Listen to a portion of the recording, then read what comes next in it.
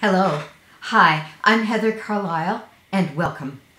Tonight, I'm talking about he or she won't talk to me. I'm usually focused on great relationships. And in an intimate relationship, number one, we need to be best friends. Number two, we need to be romantic. But first, we need to be best friends. And so many great relationships, great marriages start out with a couple becoming friends and then best friends. Well, as you know, friends have to talk. Friends have to communicate. And being in the very beginning of a relationship, we want to talk about everything. We want to share everything about ourselves. The other person wants to know. They want to share all their dreams and you want to know. And it's beautiful. We love it. We fall in love with each other. That's part of how we fall in love, is getting to know each other and finding out that somebody's truly interested in who we are. And in that stage, it's kind of unconditional because we're so curious and we love all the wonderful things we're hearing. If there are some things that we disagree on, well, those aren't as important right then. However, later on in the relationship, all of it is important. And then some of the things that are difficult or differences or need to be matured, they come up and we're not feeling quite so safe or quite so much in love.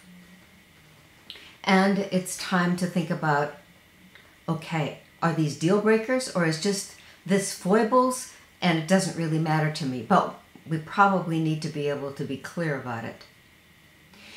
So usually when couples come to me, there is an element in pretty much all of them where he won't talk to me or she won't talk to me, or the way he talks or the way she talks makes me feel bad or argumentative, or we both talk and we fight. So communication really and truly is the foundation of how we can stay best friends and therefore how we can stay lovers. Because of course, if we lose our friendship, that means we lose our goodwill. And you really don't want to be touching somebody or be touched by somebody if the goodwill is missing. So, why is it that we lose that ability? And he says, she won't talk to me. Or he says, or she says, he won't talk to me. When a couple comes to see me, usually it's one or the other of them. And that's critically important. And so sometimes that person has been so shut down and has gone so far away that maybe they had an affair because they became friends with somebody else. Or maybe they just stopped caring. But usually if I'm seeing a couple in my office, they still want to be together even though they don't know how to find their way back to each other. And in essence, back to their friendship and back to talking.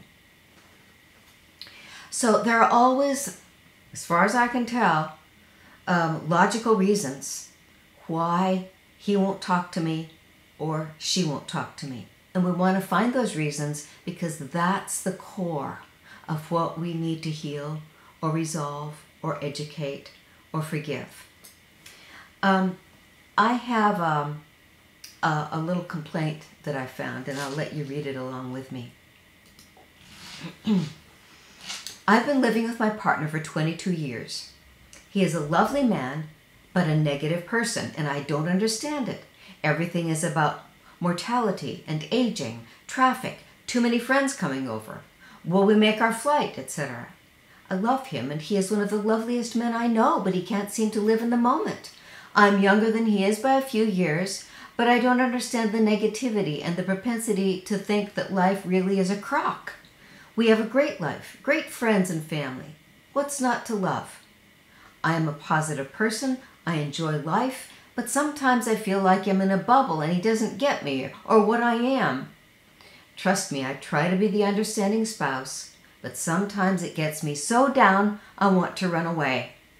We both know so many positive, lovely people, and it is a real treat to have them in our lives, but I don't understand why he feels this way.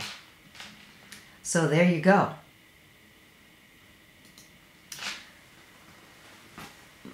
Our heart goes out to her.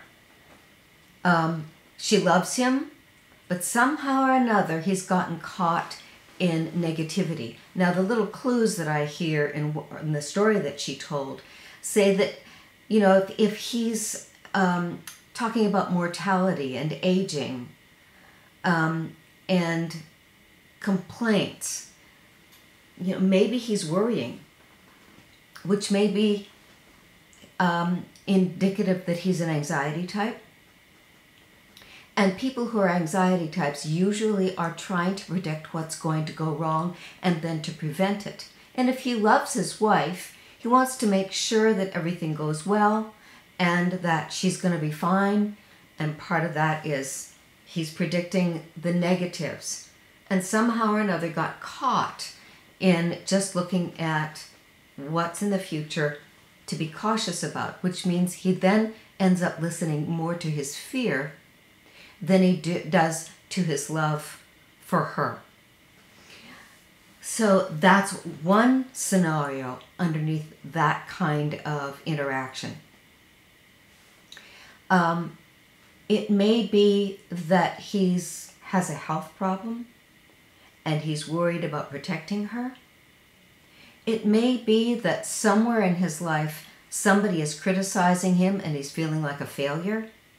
So I don't know. We would have to talk to him to find out accurately what it is that's bothering him, because obviously he's bothered and he's gone down the road of being way too negative. So that's one of the reasons I love my job, is we can usually figure it out. So there are lots of scenarios. Let me just say here, I'm going to get rid of that. There are lots of scenarios, and sometimes people are afraid. Now, sometimes people are afraid of conflict. Sometimes they're very severely conflict avoidant, which means if there's a problem to be solved, they just shut up, or they go away, or they shut down, and they're scared to stay present. So in that case, we have to make it very safe for that person bit by bit to overcome their fear of an argument or a disagreement or some kind of conflict. And that usually means let's make it safe and communicate about difficulties in a really intelligent and positive manner. And so people think, well, how can you communicate positively about something that's difficult? Well, you can't. And so sometimes I suggest to a spouse, and sometimes I do it myself in a session because people just don't have the language, and that's another reason. Sometimes they just don't know how to say it. But the kind of like overweening view that I take is cushion statements, which means I want to communicate about the whole situation and not get caught in this he said, she said, back and forth stuff. And I've talked with you about this before. So I want to, number one, establish the truth. And the truth is pretty much always, you love her and you love him. And that is important, and that's not going away, which means nobody's going to walk away. We're going to make it. And we're going to stand by each other no matter what. Cool. So we got the groundwork there saying it's going to be tough, but we can do this, and we stand by each other. And I've seen couples who are in horrible conflict, almost end into violence. But when they come down to that, I call it the bare metal, and I usually try to take a couple there, they admit to each other that they really love the other person and that they're not going to leave, even though it's become very conflictual. So what we want to do is moderate the communication so that it doesn't get out of control. And I really like John Gray. You know, everybody knows John Gray. There are thousands of articles on in books on the internet, but I trust him. So here's a little piece from a website, from his Mars Venus website. 8 mistakes men make in an argument and 8 mistakes women make in an argument. And this is just superb. It's so much to the point, and pretty much everybody can relate to it. So 8 mistakes men make in an argument, because if your wife is sensitive and you do these things, you'll wonder, well, why doesn't she want to talk to me? Well, this may be underneath it. You may be using an aggressive tone or a loud voice. And in that case, you know, it's not a dialogue. It's not a conversation. You're not really looking to communicate with her. You're not really looking for her to talk to you. Condescending comments. We cannot be disrespectful. Interrupting her with arguments that invalidate her feelings. And so, as we know, one of the things that is necessary for a woman to feel loved is that she's validated. So there it is. You shoot yourself in the foot with that. 4, expressing frustration with the pace of the argument. Well, it's got to go in the pace that's right for people. We don't want to push people around. We don't want to force it. And sometimes we need to get back away and have some time to think about it. Now, there are some people who want to go right now. We're going to do it right now and get her done with. Other people feel threatened. They shut down. They go away and they can't think anymore. They do need time away. Sometimes a day or 2 even. Having to get the final word. Now, give me a break. Having to have the final word, that's just old-fashioned, and it's not about relationships. It's about your own self-esteem or your own ability to monitor yourself and behave intelligently. Tit for tat, that's back 7 or 8 years old. Well, he did it and she did it. No, we don't want to do tit for tat. Get yourself sensitive to that and don't go there. Giving into what she wants, but with the message that you're doing so even though she is being unreasonable. How insulting. How insulting. If you were that insulting and disrespectful, would somebody want to communicate with you? Nuh-uh, she doesn't want to talk. So that's John's tips for men, and John's great. And then 8 mistakes women make. Raising your voice with emotion. Now, you know that I've talked about this before. The differences in gender love needs. A man, most of the time, if he's going to feel loved and therefore safe with his lady, he needs to feel like she approves of him. And so if you're raising your voice with emotion, you're in essence attacking him or mocking or whatever it is. Not good. 2, using rhetorical questions. Well, rhetorical questions are just a setup to make somebody feel bad. Making generalized complaints. Well, a guy wants to fix it, and if it's a generalized complaint, there's no to-do there. We're not going to go for some kind of a resolution because it just feels bad. 4th, expecting him to respond like a woman instead of a man. And you know, this is not uncommon, especially for women who have been raised with sisters or their dad wasn't around much.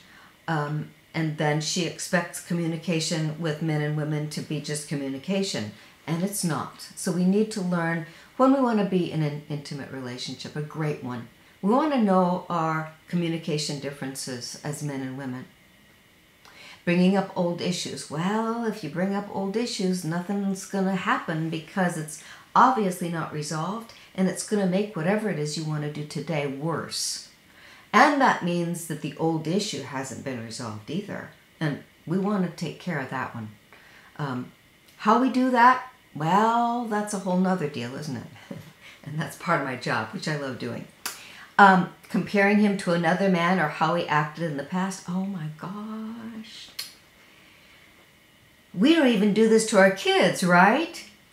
comparing children, well, why aren't you doing it like your brother or your sister? We know not to do that. That's dirty pool. You don't want to do that to a man or a woman.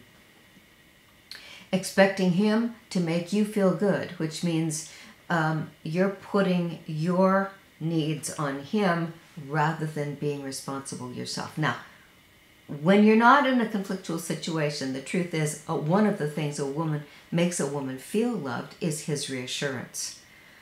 And it's his reassurance not that she's in an argument with him, but that she's feeling confused or worried or scared about something, and his reassurance is like a magic wand in that case. And controlling the conversation. Same thing for both of you. Either one of you controlling the conversation is disrespectful to the other. And I know we get into this. It's so easy to make these kinds of mistakes.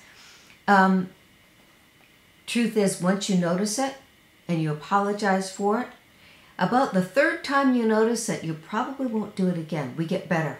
We do get better with practice. So there are some things about gender differences right there that get in the way of he won't talk to me, she won't talk to me. Sometimes it's from childhood, and I've seen this a lot, and you may know it yourself. If your spouse was born in a large family or in a very loud, talkative family, and this person is not one of those extroverted people who is easy off the cuff where they need some time to think about it. Sometimes, and sometimes that's called the lost child, sometimes they just give up. And, logically, the best bet is when the mom and dad notice it and they make sure that everyone is heard. Now, this used to be much easier to do if your family had a regular dinner around the kitchen table or the dining room table where everybody's together and the adults make sure there's conversation and that nobody lords it over everybody else, nobody takes up all the time, that it's, if not perfectly fair, it's respectful to each person and each person's communication style. But I encounter people where they were never heard. Because there are some people who, when it's an important thing, if you ask them what they think, the first thing that they will say is, I don't know. And so with the average person, if someone says, I don't know, well, you go on to the next question or to the next person or do something else. But there are people who say, I don't know, because there's so much in the present moment that asking them a question like that right off the top of their head, I don't know. If you give them a few minutes and you don't interrupt and you don't go away, and show them that you really want to know what they think, they will search around in their brain and they will find what they do think or what their answer to the question is. And sometimes in my office, I will wait 3 or 4 minutes. Once I even waited 20 minutes because I knew this person their personality was such that they didn't communicate just off the cuff when the question was very meaningful because they were kind of worried about saying it wrong or saying the wrong thing. And of course, then that somebody made them feel bad if they said the wrong thing or somebody criticized them for saying it the wrong way.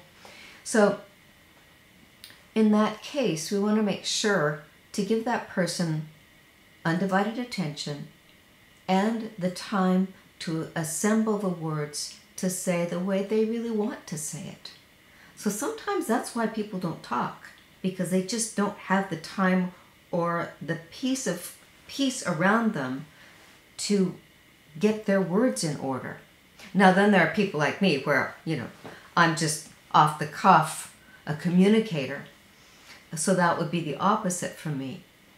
And people with the verbal ability that I have, we need to be careful to make sure we don't talk over people. Need to be careful that we're not always just free and easy languaging because it's easy, and expect other people to be the same way.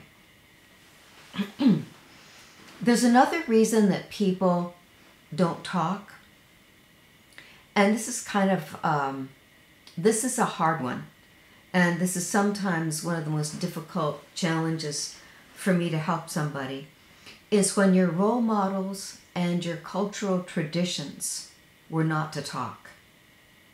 So that could be either the men or the women. I mean, those classic old images of the dark and handsome stranger who doesn't talk. You know, in my generation way back when, it was John Wayne said about 3 words. He never said a full sentence, right, when he was the Marshall Dillon. Well, now if we think about our space odysseys, our sci-fi, our fantasy stuff, so much of that is built around action and intense action that communication is very seldom full, thoughtful, or about things that require a true dialogue, true communication. So when we've got role models and traditions that we assume that we model after, it could be that our ability to communicate is stunted by what we've learned, by what we've been taught. So that means needing to develop consciously an ability to be forthcoming and to find words.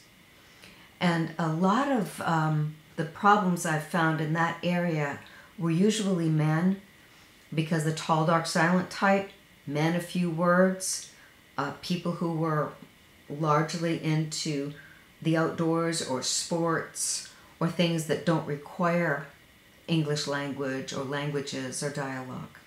And so it's hard for them. And that means when they have a spouse, I want to make sure that the spouse helps them, gives them space, is very kind. So there's that one, the role models and the traditions.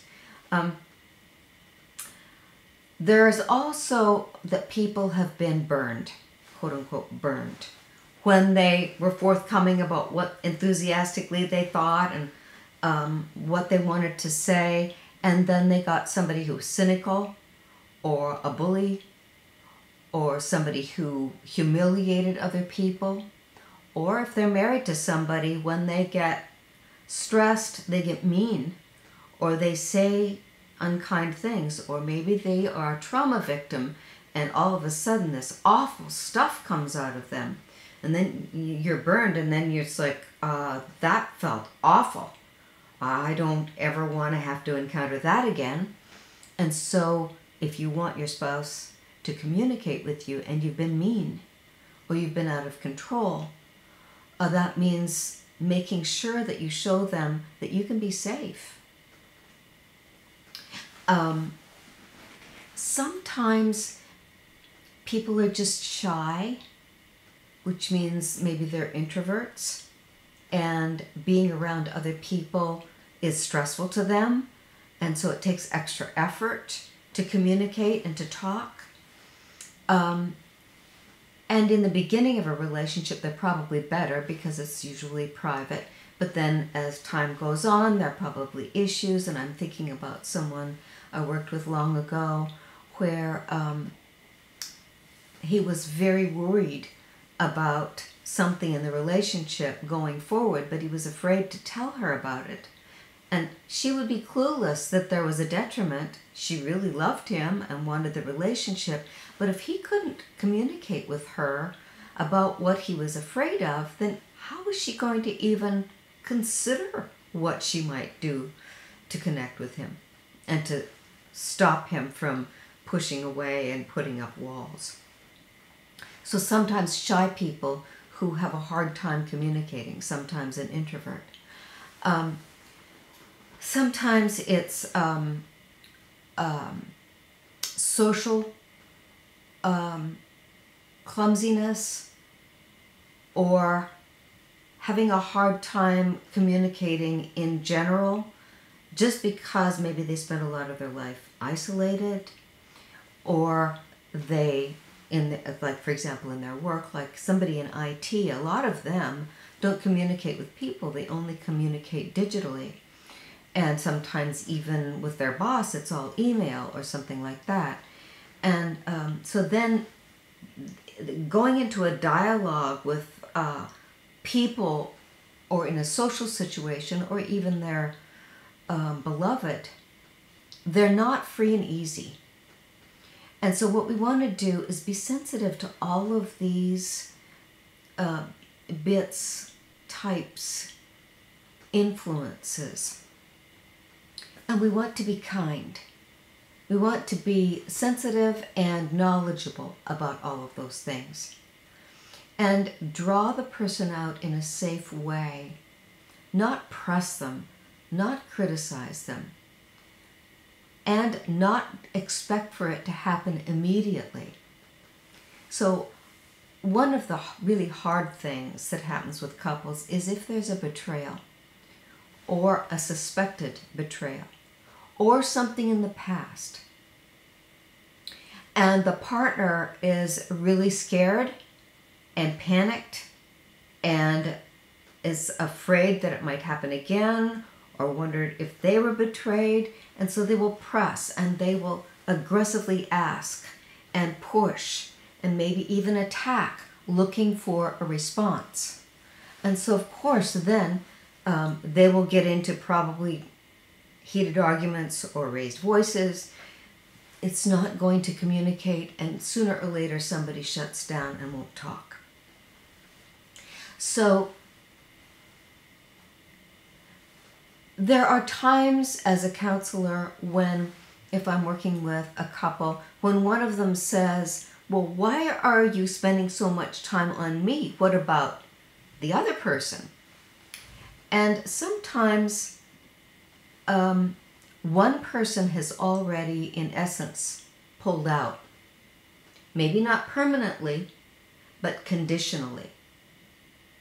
And until that person will buy back into the conversation, will be willing to try, then there's not much I can do, or their spouse can do. So in the beginning, I'm going to need to do some education and some inviting and some kind of like laying the groundwork for safe communication, so I can have that person show up at least 50%, because I need both people to be there if they want to solve a problem in their relationship, or if they want to start talking again. So thank you for tuning in tonight. It is so disconcerting when you say, but he won't talk to me, or she won't talk to me, and you've tried everything you know how to do. You're right. That is frightening. It's disconcerting. It's discouraging. And in essence, the person who won't talk now has control. And they're not going to come back oftentimes unless they can feel safe, unless they can feel respected, and like their voice will be heard without interruption, without judgment. And so then, of course, you want the same thing yourself. I'm happy for you to ask me questions or tell me the situation you're in. Just go to my website, heathercarlisle.com, and send me a question, or send me an email. It's heather@heathercarlisle.com. You can always find me. Thank you so much for taking the time to consider this part of our communication, which I think is foundationally one of the most important things we need to have great relationships. And as always, I say, know yourself, treasure life, and most of all, love others. Thank you so much, and you will see me next Monday.